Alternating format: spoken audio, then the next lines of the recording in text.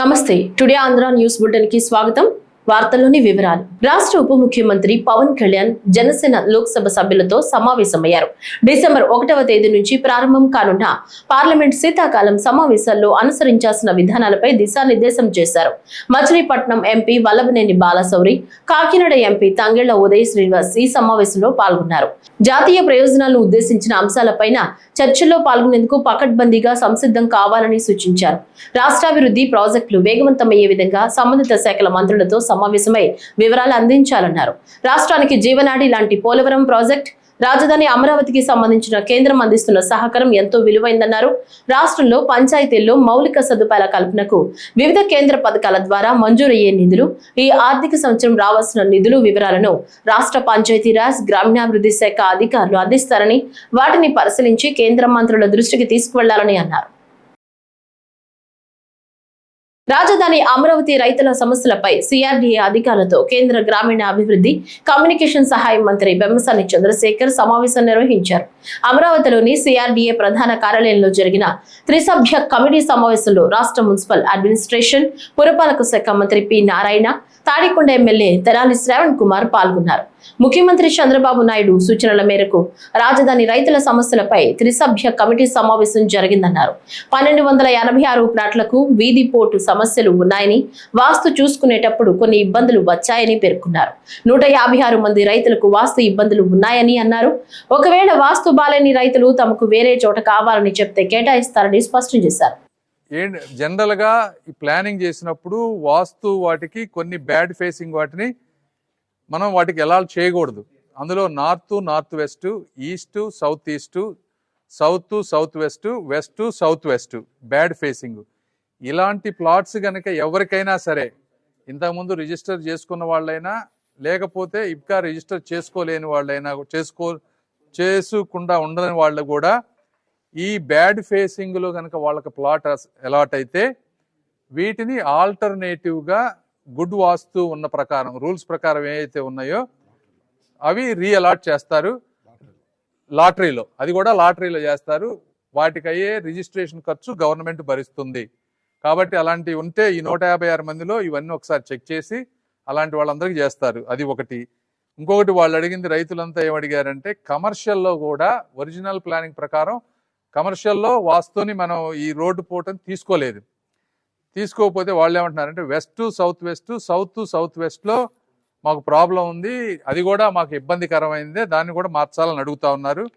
అది ఒక ఇష్యూ. రెండోది, మెయిన్ రోడ్డు పెద్దగా ఉంది, చిన్న రోడ్డు ఏమో దానికి కనెక్ట్ అయ్యేది చిన్న రోడ్లు ఉన్నాయి. ఆ పెద్ద రోడ్డు ఉన్నది చిన్న రోడ్డు ఉన్న చాట అది రోడ్డు పోర్టు కింద రాదు అని చెప్పి ఆ రోజు వాస్తు వాళ్ళు చెప్తే దాన్ని కూడా మనం ఇంక్లూడ్ చేయలేదు. అయితే వీళ్ళు ఏమంటున్నారంటే దాన్ని కూడా మీరు ఒకసారి కన్సిడర్ చేయమంటున్నారు. అయితే ఇవన్నీ అసెస్ చేయాలి. కమర్షియల్కి కానీ, large road small road hits కానీ నెక్స్ట్ టైం రివ్యూకి అసెస్ చేసి ఇంపాక్ట్ ఎంత ఉందో చూసి అవేమన్నా సాధ్యం అయ్యే పని తక్కువ అయితే చేయగలిగితే చేస్తాం. అమరావతి రాజధాని రైతుల సమస్యలను త్రిసభ్య కమిటీ ఎప్పటికప్పుడు తెలుసుకుంటోందని పేర్కొన్నారు. గ్రామ కంటాల్లో ఇచ్చిన భూములు, జరీబు, నాన్ జరీబు అన్ని భూములపై దృష్టి పెడతామని పేర్కొన్నారు. వచ్చే కేబినెట్ లో అసైన్డ్ ల్యాండ్స్, లంక భూములపై చర్చిస్తామని వెల్లడించారు. అలానే అమరావతి రాజధాని గ్రామాల్లో హెచ్డి లైన్స్, ఇతర మౌలిక వసతులపై దృష్టి పెట్టినట్లు మంత్రి నారాయణ స్పష్టం చేశారు. దానిలో రైతుల సమస్యలు ఏదైతే ఉన్నాయో వాటిని తీర్చడానికి అటు కేంద్ర మంత్రివర్యులు చంద్రశేఖర్ గారు, శాసనసభ్యులు శ్రావణ్ గారు, నేను రైతులతో ఇప్పటికే 3-4 దఫాలు అని పిలిచి మాట్లాడటం జరిగింది. వీక్లీ ఆర్ బై వీక్లీ యాక్చువల్గా డిస్కస్ చేస్తున్నాం. వాళ్ళు ఏదైతే సమస్యలు ఉన్నాయో ఆ సమస్యలు చెప్పడం, దానికి యాక్చువల్గా అధికారులు కూడా ఆదేశించి వాళ్ళకి టైం బౌండ్ కూడా పెట్టడం జరిగింది. ఈ టైం లోపల అది స్టడీ చేసి రిపోర్ట్లు సబ్మిట్ చేయమని. ఇక్కడ మెయిన్గా ఎక్కువగా ఏంటంటే గ్రామ కంటాల్లో కొందరికి అన్యాయం జరిగిందని, దానికి యాక్చువల్గా ప్రతి ఒక్కరికి ఇంతవరకు ఎవరికైతే గ్రామ కంటాల్లో ప్లాట్లు ఇచ్చారో వాళ్ళు ఎన్ని వెరిఫై చేయమని యాక్చువల్గా ఆ యొక్క అధికారులకు ఆదేశించింది. దానికి కూడా టైం బౌండ్ 1 month యాక్చువల్గా మంత్రి గారు చెప్పడం జరిగింది. అదేవిధంగా జరీబు, నాన్ జరీబులో కూడా కొన్ని అలిగేషన్స్ ఉన్నాయి. ప్రతిదీ ఎవరికి ఇచ్చారో వాళ్ళందరికీ ప్లస్ ఎవరైతే నాకు కావాలని అడుగుతున్నారో వాళ్ళు ఈ రెండు కూడా వెరిఫై చేయమని చెప్పడం జరిగింది. అదేవిధంగా రోడ్ హిట్స్ ఆ రోజు కొన్ని ఫార్ములాస్ చేసి దాని ప్రకారం ఇచ్చారు, దానికి డీవియేషన్ చేసి ఎవరికన్నా ఇచ్చారని యాక్చువల్గా అవి కూడా వెరిఫై చేయమని యాక్చువల్గా ఆదేశించారు. అంతేకాకుండా కమర్షియల్లో కూడా మాకు ఇబ్బంది అని అంటే వాటిని స్టడీ చేయమని యాక్చువల్గా చెప్పడం జరిగింది. ఇది కాకుండా లంకా ల్యాండ్స్ అయితే ఆల్రెడీ రిజిస్ట్రేషన్ జరుగుతున్నాయి. ఎక్కడైతే లంకా ల్యాండ్స్లో ప్లాట్ అలాట్ చేశారో అవి రోజు 10-15 రిజిస్ట్రేషన్ జరుగుతున్నాయి, అది ఇబ్బంది లేదు. అయితే అసైన్ ల్యాండ్స్ ఏదైతే ఉందో స్టేట్ మొత్తం అసైన్ ల్యాండ్స్ని స్టడీ చేయమని ఒక కమిటీ చేశారు. హానరబుల్ రెవెన్యూ మినిస్టర్ యొక్క ఆధ్వర్యంలో నేను కూడా దాంట్లో మెంబర్ ఉండా. ఇప్పటికే అనేక దఫాలు డిస్కస్ చేసాం. దాని రిజల్ట్స్ రావడానికి 2-3 నెలలు పడుతుంది కాబట్టి డిలే కాకుండా ఈ క్యాపిటల్ సిటీలో ఏదైతే ఉందో అసైన్ ల్యాండ్స్ ఈ ల్యాండ్స్ వరకు ఆ జియో నుంచి మినహాయించేటట్టుగా నెక్స్ట్ క్యాబినెట్కి సీఎం గారు తీసుకురమ్మన్నారు. నెక్స్ట్ క్యాబినెట్ 3వ తేదీ ఉంటుంది. ఆ యొక్క క్యాబినెట్కి యాక్చువల్ దీన్ని తీసుకుపోయి ఆ జియో నుంచి ఈ క్యాపిటల్ సిటీలో ఉండే అసైన్ ల్యాండ్స్ని డిలీట్ చేస్తే పాత జీవో ప్రకారం మనం చేస్తూ వాళ్ళకి ప్లాట్ అలాట్ చేయడం జరుగుతుంది. విజయవాడ సిద్ధార్థ మెడికల్ కాలేజీలో పూర్వ విద్యార్థుల సమ్మేళనం కార్యక్రమం జరిగింది. Doctor Yalamanchili Haimavathi doctor Rajarao medical కాలేజీకి బస్సు బహుకరించారు. ఈ కార్యక్రమానికి ఎంపీ కేశినేని శివనాథ్, ఎమ్మెల్యేలు గద్దె రామ్మోహన్, కామినేని శ్రీనివాస్ హాజరయ్యారు. ఈ సందర్భంగా మాట్లాడుతూ గుంటూరు ప్రభుత్వాసుపత్రిని మించేలా విజయవాడ ప్రభుత్వాసుపత్రికి గుర్తింపు వచ్చే విధంగా అభివృద్ధి చేస్తామని అన్నారు. PG hostel buildings, nursing college hostel buildings నిర్మాణానికి అవసరమైన 80 కోట్ల నిధుల కోసం కృషి చేస్తున్నామన్నారు.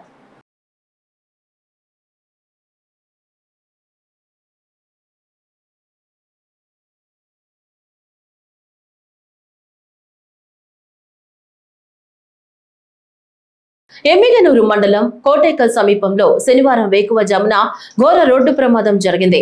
కర్ణాటకకు చెందిన ఓ కారు ఎమ్మిగనూరు నుంచి బెంగళూరుకు బయలుదేరింది. కోటేకల్ కొండ మలుపు వద్ద ఆదోని నుంచి వస్తున్న కారు ఢీకొట్టింది. ఈ ప్రమాదంలో ఓ చిన్న పిల్లాడు సహా 5 అక్కడికక్కడే చనిపోయారు. మృతుల వివరాలు తెలియాల్సి ఉంది. ఎమ్మిగనూరు ఎమ్మెల్యే బివి జయరాగేశ్వరరావు రెడ్డి ఘటనా స్థలాన్ని పరిశీలించి వారి మృతదేహాలకు ప్రగాఢ సానుభూతి తెలియజేశారు.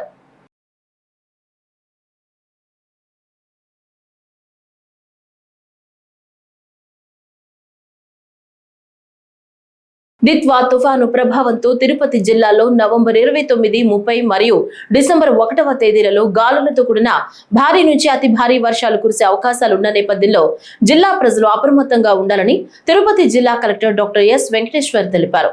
తిరుపతి కలెక్టరేట్ లో తిరుపతి, శ్రీకాళహస్తి, సూళ్లూరుపేట ఆర్డీఓలు, మున్సిపల్ కమిషనర్లు, జిల్లా అధికారులతో దిత్వా తుఫాను అప్రమత్తతపై టెలికాన్ఫరెన్స్ కలెక్టర్ నిర్వహించారు. తుఫాను ప్రభావం వల్ల ప్రాణ ఆస్తి నష్టాలు సంభవించకుండా అన్ని శాఖలు సమన్వయంతో ముందస్తు చర్యలు చేపట్టాలని అధికారులను ఆదేశించారు. జిల్లాలోని తీర ప్రాంతాలు, లోతట్టు ప్రాంతాల్లో నివసిస్తున్న ప్రజలను ముందస్తుగా సురక్షిత ప్రాంతాలకు తరలించే ఏర్పాట్లు సిద్ధంగా ఉంచాలని అధికారులకు ఆదేశించారు. అవసరమైతే తాత్కాలిక పునరావాస కేంద్రాలు ఏర్పాటు చేసి అక్కడ త్రాగునీరు, ఆహారం, వైద్య సౌకర్యాలు అందుబాటులో ఉంచాలని తెలిపారు.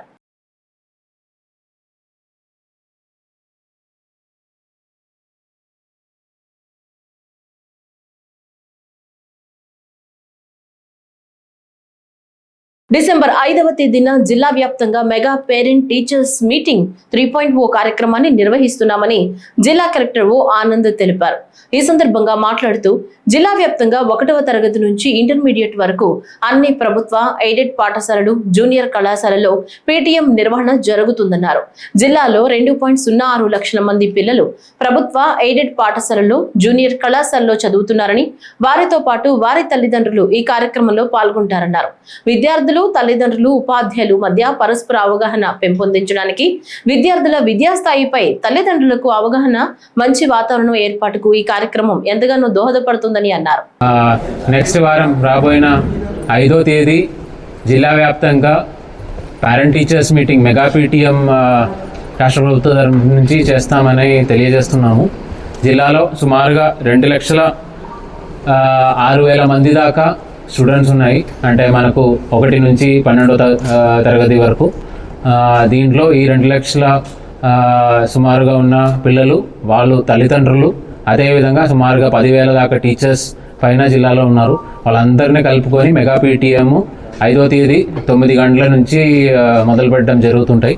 ఒక 2:30 నుంచి 3 గంటలలో రకరకాల యాక్టివిటీస్, అంటే ఇంతకుముందు కూడా లాస్ట్ 1 ఇయర్లో మనం 2-3 సార్లు ఈ కార్యక్రమం చేయడం జరిగింది.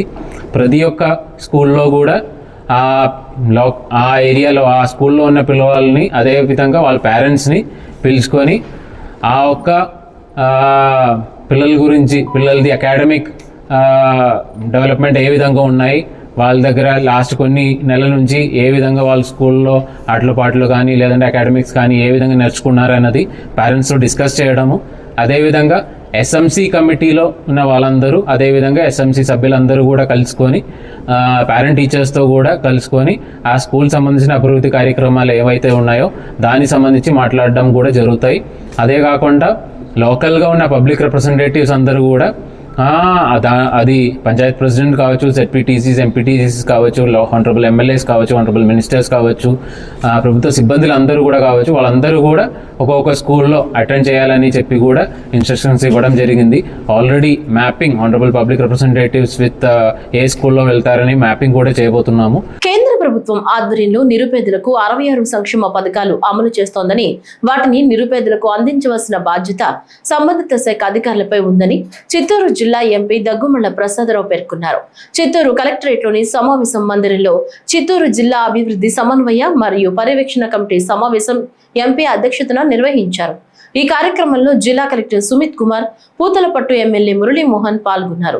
ఈ సందర్భంగా ఎంపీ మాట్లాడుతూ అర్హులైన నిరుపేదలకు కేంద్ర రాష్ట్ర ప్రభుత్వాల పథకాలను చేరువ చేసి వారి జీవితాల్లో వెలుగులు నింపేందుకు జిల్లా యంత్రాంగం చిత్తశుద్ధితో పనిచేయాలని సూచించారు. జాతీయ గ్రామీణ ఉపాధి హామీ పథకం కింద జిల్లాకు రావాల్సిన నిధులను మంజూరు చేయడానికి కృషి చేస్తానని పేర్కొన్నారు. ఎస్సీ, ఎస్టీ వర్గాల యువతకు వివిధ శిక్షణ కార్యక్రమాలు DRDA ఆధ్వర్యంలో కార్యక్రమాలు నిర్వహించాలని ఆదేశించారు. Finished online, can understand. Collecting the reasons you were looking. Actually, there are reasons for no days here.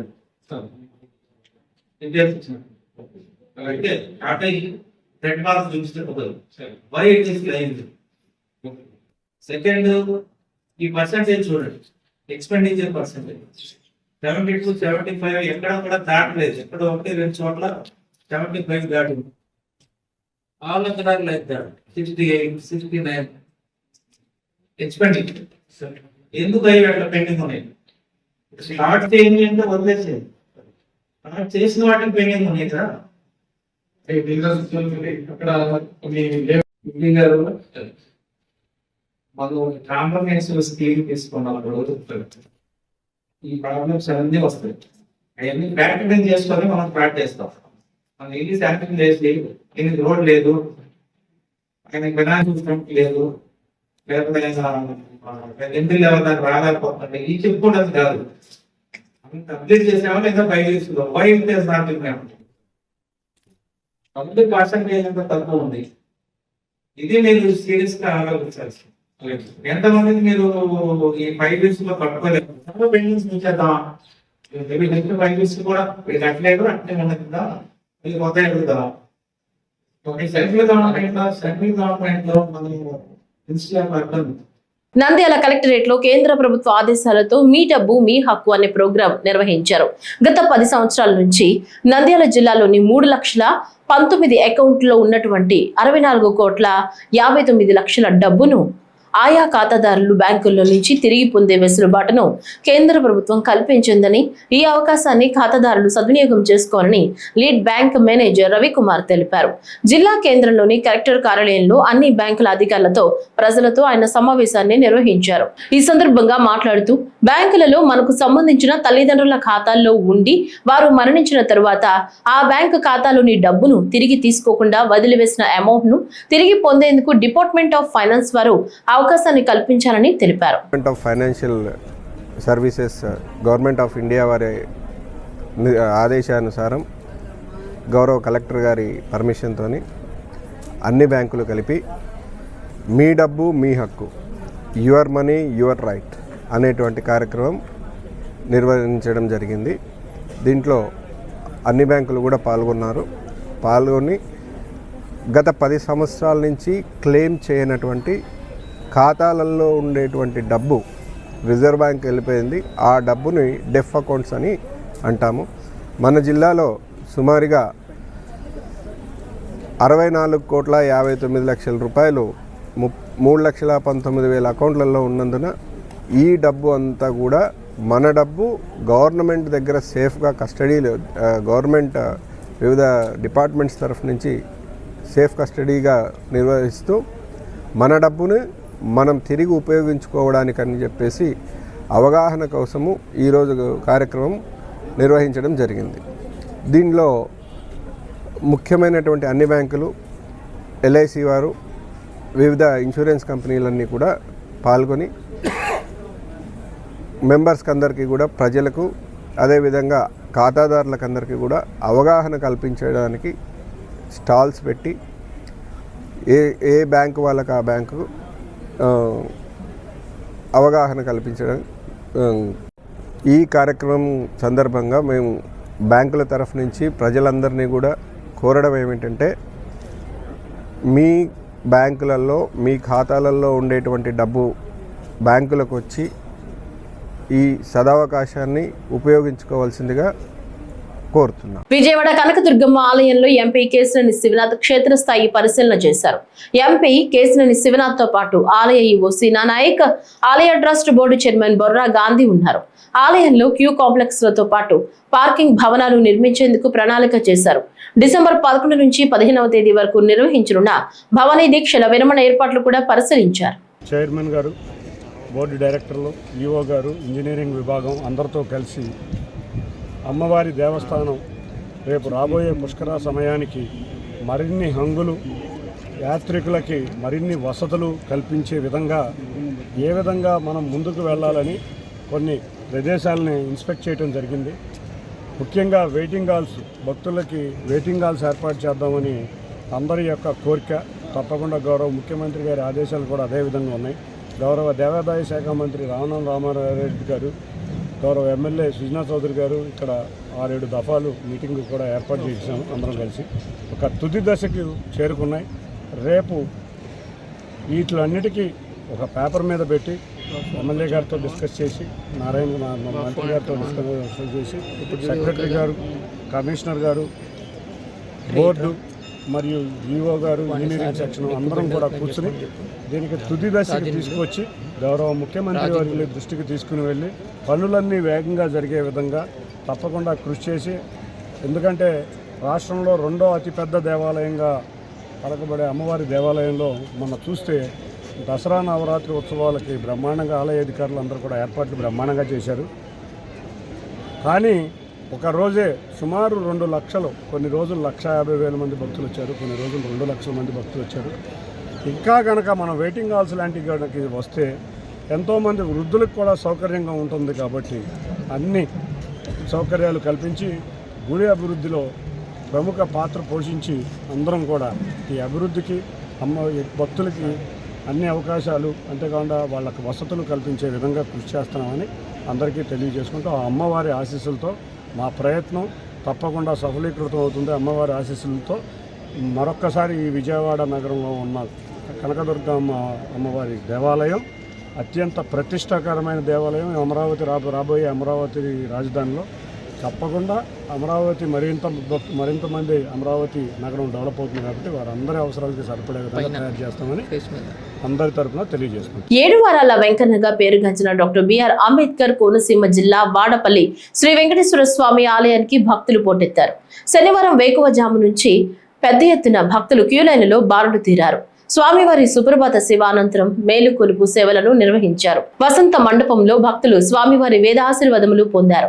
అధిక సంఖ్యలో భక్తులు హాజరు కావడంతో భక్తులకు ఎటువంటి ఇబ్బందులు కలగకుండా ఆలయ అధికారులు అన్ని ఏర్పాట్లు చేశారు. భక్తులకు ఆలయం వద్ద అన్నప్రసాద వితరణ చేపట్టారు.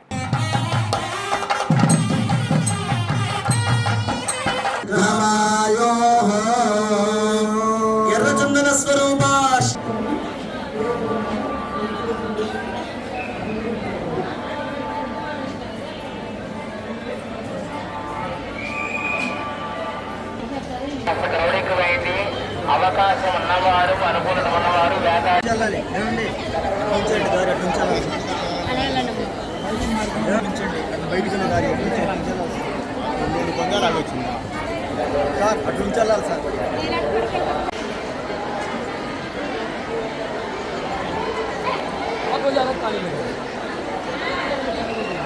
గుడివాడ నియోజకవర్గ అభివృద్ధి ప్రజా సంక్షేమమే లక్ష్యంగా ముందుకు సాగుతున్నారని ఎమ్మెల్యే వెనిగండ్ల రాము అన్నారు.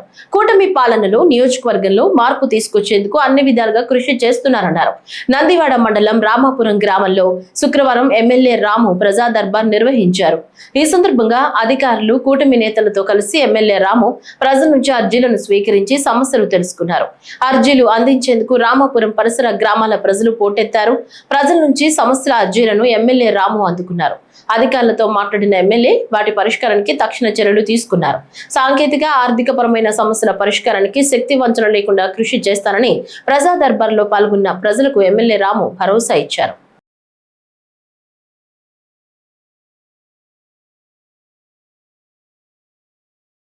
జమ్మలమడుగులోని పతంగి ఫంక్షన్ హాల్లో సంస్థాగత నిర్మాణ కార్యక్రమాన్ని కాంగ్రెస్ పార్టీ చేపట్టింది.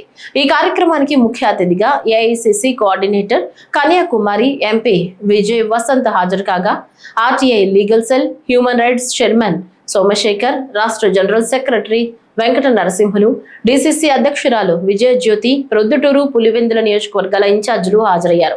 నియోజకవర్గ కాంగ్రెస్ పార్టీ ఇన్ఛార్జ్ శివమోహన్ రెడ్డి సభకు అధ్యక్షత వహించి వక్తలతో మాట్లాడించారు.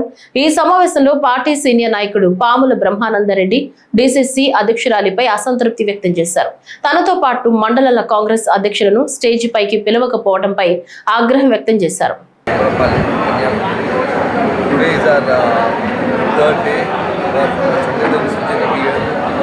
The biggest revolutionary organization change in AICC.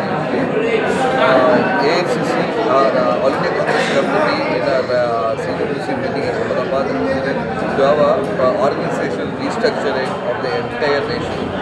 Now, I have been appointed as AICC observer in the Kadapa district, along with me, APCC observers, Sukumar sir and Narasimhan sir, along with the DCC president, Vijay Jyoti. We've been going around all the assemblies and we've completed our 4 assemblies and another the main agenda of this event is to restructure and strengthen the Congress party from the grassroots level. So the workers have been selected and their hard work has been recognized and the post is being given. So with this, the entire grassroots level will be strengthening, which will be good for us in the state level and also in the national level. Kadapa జిల్లా మైలవరం మండలం తలమంచిపట్నం గ్రామంలో రైతన్న మీకోసం కార్యక్రమంలో TDP incharge Bhupesh సుబ్బరామిరెడ్డితో కలిసి పాల్గొన్నారు.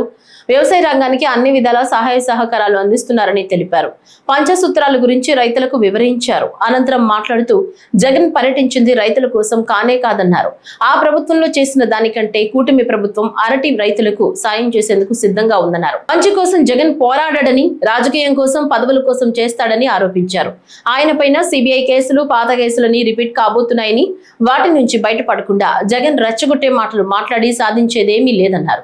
ఈ అభివృద్ధి ఆగదని, జగన్ అభివృద్ధిని ఆపలేడని ఎద్దేవా చేశారు. జగన్ 3 రోజుల పర్యటన రాజకీయ పర్యటన, రైతుల కోసం కానే కాదు. నేను ఇది డిపార్ట్మెంట్ వాళ్ళతో అందరితో క్షుణ్ణంగా గౌరవ కలెక్టర్ గారితో, హార్టికల్చర్ ఆఫీసర్ల గారితో మాట్లాడి మనం ఏమన్నా కరెక్షన్ చేసేదానికి మాకేమన్నా ఉంటే సబ్జెక్ట్ చెప్పమని. ఆ ప్రభుత్వములో చేసిన దానికంటే వాళ్ళు కూడా సీనియర్. ఈ ప్రభుత్వము అరటి రైతులు కూడా సాయం చేసేదానికి సిద్ధంగా ఉంది. 5వ తేదీ నుండి గాడిలో పడుతుంది. పంట మహారాష్ట్రలో ఎక్కువ పండడం వల్ల కానీ, కొంత కాయ చెడిపోవడం వల్ల కానీ ధరల యొక్క స్థిరీకరణ జరగలే. ఆ ప్రభుత్వంలో ఏమీ జరగలే. ఈ జగన్ రెడ్డి చెప్పేది ఒకటి నిజం ఉండదు. నో నిజం, అదే జగన్ నిజం. నేను ఈరోజు సాక్షి పేపర్ క్షుణ్ణంగా చదివినా. అంత డూప్. మంచి కోసం పోరాడతారు. తన రాజకీయం కోసం, పదవుల కోసం, మళ్ళీ తిరిగి సంపాదించుకునే దానికోసం వాళ్ళందరినీ కేసులు ఇరికించినాడు మానవాడు. వాళ్ళ చిన్నాయన ఇరుక్కుంటున్నాడు. వాళ్ళ చుట్టం భూమన కరుణాకర్ రెడ్డి, వాళ్ళ చిన్నాయన వియంకుడు, ఆయన ఇరుక్కోబోతున్నాడు. సిబిఐ ఎంక్వైరీ స్టార్ట్ అయింది లడ్డు పైన. అధికారులు అనేక షిట్లు జరుగుతున్నాయి. ఒకవైపు నాంపల్లె కోర్టులో వివేకానంద రెడ్డి కేసు జరుగుతుంది. మళ్ళీ నాంపల్లె కోర్టులో తన పాత కేసులు రన్ కాబోతున్నాయి. దీంట్లో నుంచి బయటపడకుండా ఈ దరిద్రం మాటలన్నీ, రెచ్చగొట్టే మాటల వల్ల జగన్ సాధించేది ఏమి లేదు. ఈ అభివృద్ధి ఆగదు. ఈ రైతు సంక్షేమం బ్రహ్మాండంగా సూపర్గా జరుగుతుంది. తను ఆపలేడు. అతని దరిద్రాన్ని అతను ఆపుకోలేడు. కాబట్టి ఈ పర్యటన బోగస్. అతని మాటలు బోగస్. మేము క్లియర్ కట్గా ఉన్నాం. కేంద్రము రాష్ట్రము సంయుక్తంగా మననే గమనించండి. పవన్ కళ్యాణ్ గారు పండుగ 2 పేరుతో 6,200 కోట్లలో ముఖ్యంగా రైతులకు ఉపయోగపడే పథకం. గోకులాలు రైతులకు ఉపయోగపడతాయి.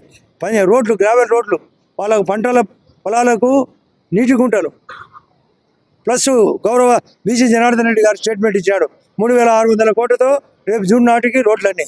అందులో రైతులకు, అధికారులకు అందరికీ ఉపయోగపడాలి. భూముల ధరలు పెరగాల. ఇండస్ట్రీని చేసినట్టు చెప్పుకొని 11 వచ్చినాయి. మొన్న జరిగిన బీహార్ ఎలక్షన్లలో ఇంతకంటే తక్కువ జరిగిన, ఈ రాష్ట్రంలో జరిగిన దానికంటే వాళ్ళు 243లో 202 సీట్లు గెలిపించారు. ఇక్కడ అంతకంటే 4 గంటలు ఎక్కువ జరుగుతుంది. మేడికొండూరు పోలీస్ స్టేషన్ పరిధిలో ఇంట్లో దొంగతనం చేసి పరారీలో ఉన్న ముద్దాయిలను పోలీసులు అరెస్ట్ చేశారు. గుంటూరు ఎస్పీ కార్యాలయంలో ఏర్పాటు చేసిన విలేకరుల సమావేశంలో ఆయన మాట్లాడారు. ఈ సందర్భంగా ఎస్పీ మాట్లాడుతూ గుంటూరు జిల్లా మేడికొండూరు మండలం పాలడుగు గ్రామంలో ఈ నెల 3వ తేదీ నాడు ఇంటి తాళం పగలగొట్టి దొంగతనం జరిగిందని ఇంటి యజమాని హనుమంతరావు ఇచ్చిన ఫిర్యాదు మేరకు మేడికొండూరు పోలీసులు విచారణ చేపట్టారన్నారు. దర్యాప్తులో పల్సర్ బండిపై 3 దొంగలొచ్చి దొంగతనానికి పాల్పడినట్లుగా గుర్తించారని తెలిపారు.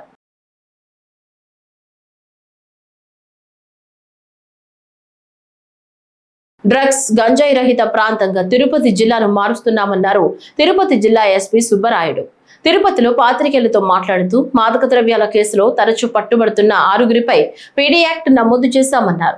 నేరగాళ్లపై నిరంతరం నిఘా ఉంచామని, పదే నేరాలకు పాల్పడితే పీడీ యాక్ట్ తప్పదని ఎస్పీ హెచ్చరించారు. జిల్లా పరిధిలోని చరణ్ సాయి కుమార్, హరి, మురళి, వంశీ, వేణుగోపాల్, పరందామలపై పీడీ యాక్ట్ నమోదు చేశామన్నారు ఎస్పీ. తిరుపతి జిల్లాలో ఇటీవలి కాలంలో వివిధ రకాల నేరాలు రిపీటెడ్గా చేస్తున్న వ్యక్తులపై 7 మెంబర్స్పై పీడీ యాక్ట్ పెట్టడం జరిగింది. అదేవిధంగా మళ్ళీ 6 మంది గంజాయి, ముఖ్యంగా గాంజా మరియు మారకద్రవ్యాల నియంత్రణలో భాగంగా రిపీటెడ్గా అఫెన్స్ చేస్తున్న వారిని గుర్తించి వారిపై శ్రీకాళహస్తి నుండి 2, 1 టౌన్ 2, 2 టౌన్ నుండి 2, సూలూరుపేట తడ నుండి 1, తిరుచానూరు పోలీస్ స్టేషన్ నుండి 1ని ఐడెంటిఫై చేసి 6 మందిపై ఫిట్ NDPS యాక్ట్ కింద పీడీ యాక్ట్ని నమోదు చేయడం జరిగింది. ఇంకా కొంతమందిని గుర్తించి వారిపై కూడా తొందరలో పీడీ యాక్ట్ పెట్టడం జరుగుతుంది. ఈ మీడియా సమావేశం ద్వారా తిరుపతి జిల్లాలో ఎవరైతే ఈ మాదక ద్రవ్యాలు లేదా గాంజా సప్లై చేయడం, తీసుకురావడం, వాటిని వినియోగదారులకు ఇవ్వడం, డిస్ట్రిబ్యూట్ చేయడం, ఏది చేసినా, నిల్వ ఉంచినా ఖచ్చితంగా కేసెస్ రిజిస్టర్ చేసి వారిపై రిపీటెడ్గా 1 కాకుండా ఎక్కువ కేసెస్లో ఇన్వాల్వ్ అయితే పీడీ యాక్ట్లో పంపడం జరుగుతుంది. అదేవిధంగా వినియోగదారులకు కూడా హెచ్చరిస్తున్నాం. తప్పకుండా వినియోగదారులని ఫస్ట్ టైం మాత్రమే కౌన్సిలింగ్ చేయడం జరుగుతుంది. రెండోసారి వినియోగదారుడిగా దొరికితే వారిపై కూడా కేసెస్ పెట్టి ఈ మాదక ద్రవ్యాలని, గాంజాని పూర్తిగా నిర్మూలించడానికి కఠిన చర్యలు తీసుకోవడం జరుగుతుంది. ముఖ్యంగా మీడియా ద్వారా ఇటు అనవసరంగా కొంతమంది వ్యక్తులు ప్రలోభాలకి గురి చేసి గాంజాకి అలవాటు చేస్తే వారిపై కఠిన చర్యలు తీసుకొని వారి భవిష్యత్తు అంధకారంలోకి వెళ్తుంది. కాబట్టి ఇటువంటి సమాచారం ఏదైనా ఉంటే 112 కానీ లేదా టోల్ ఫ్రీ నెంబర్ కానీ లేదా పోలీస్ వారికి కానీ తెలియజేస్తే తప్పకుండా వారి వివరాలు గోప్యంగా ఉంచి చర్యలు తీసుకోవడం జరుగుతుంది.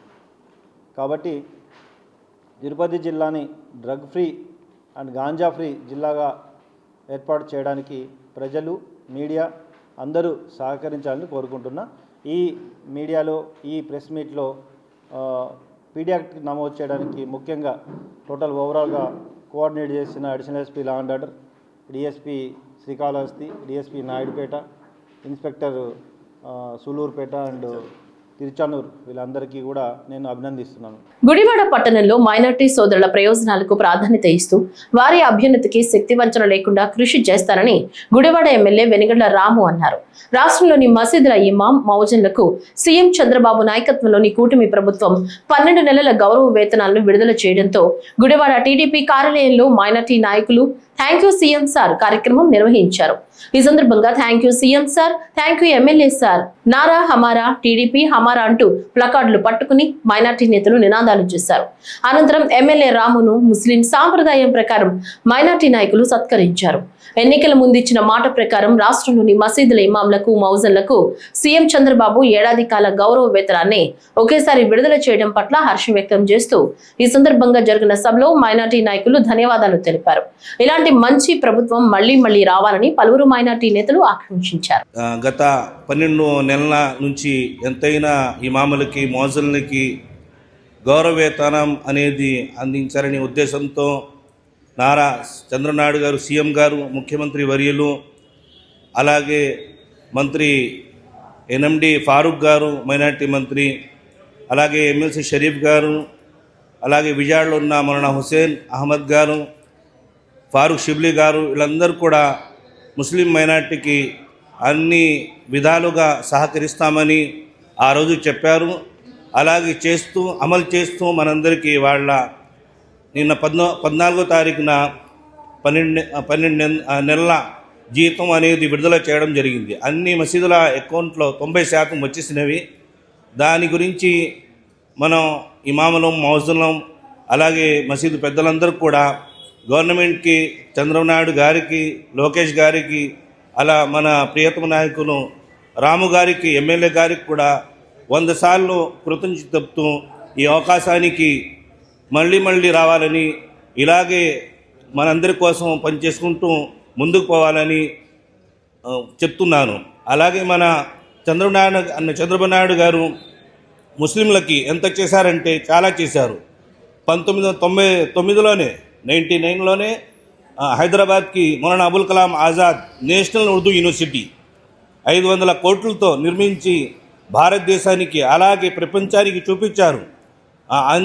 ఆంధ్రప్రదేశ్లో ఇంత పెద్ద యూనివర్సిటీ ఉంది, మైనార్టీలకి ఇంత అభివృద్ధి అనేది మేము చూపిస్తున్నామని పదే చెప్తూ మనందరికీ గుర్తు చేస్తున్నారు.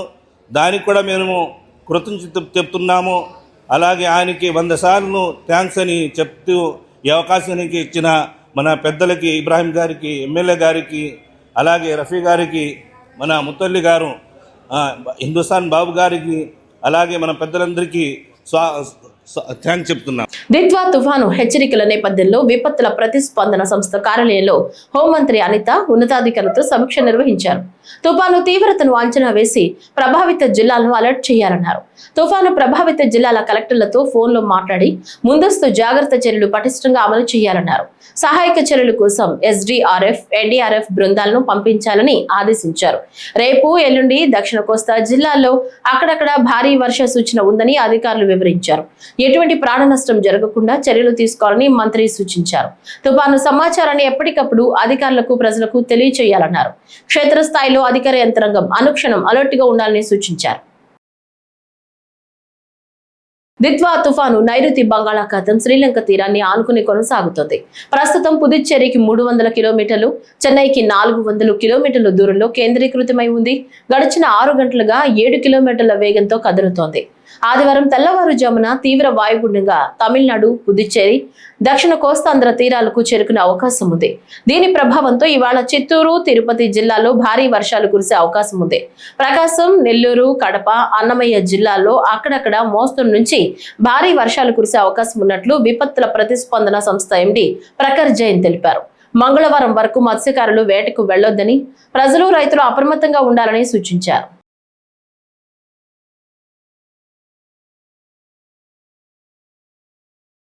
ఈ వార్తలు ఇంతటితో సమాప్తం. నమస్కారం.